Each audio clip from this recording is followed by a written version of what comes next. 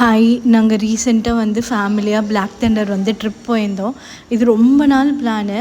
அதனால் ஒரு 45 பீப்புள் கிட்ட ஒரு பெரிய பஸ்ஸில் போனோம். இது வந்து ஆர்கனைஸ் பண்ணது வந்து என்னோடய சிஸ்டர்ஸ் தான் ஆர்கனைஸ் பண்ணாங்க.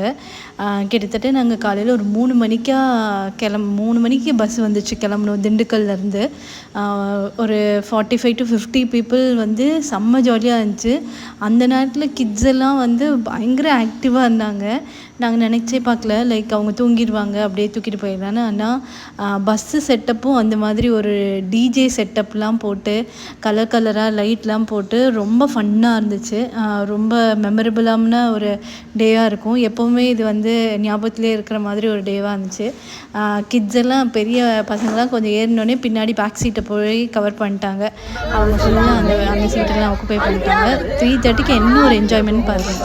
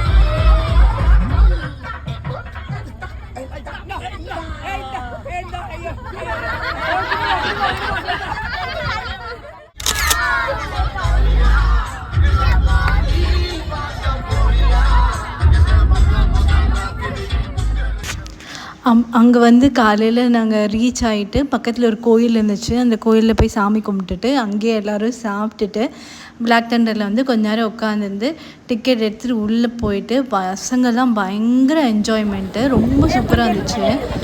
ரொம்ப நாள் கழித்து ஃபேமிலியாக கிட்ஸோடு ரொம்ப நாள் போய் என்ஜாய் பண்ணது ரொம்ப நல்லா இருந்துச்சு.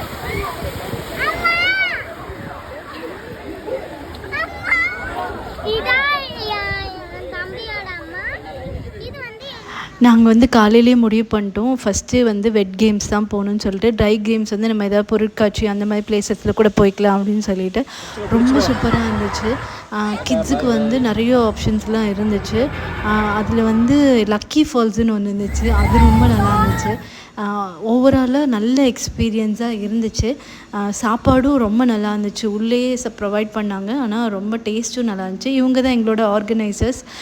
இந்த ஓவரால் ட்ரிப் வந்து இயர்லி கண்டிப்பாக ஒன்ஸ் இந்த மாதிரி ட்ரிப்பு போகணுன்னு ஆசைப்பட்றோம். அக்கா அடுத்த வருஷம் ட்ரிப்புக்கு ரெடி ஆகிட்டு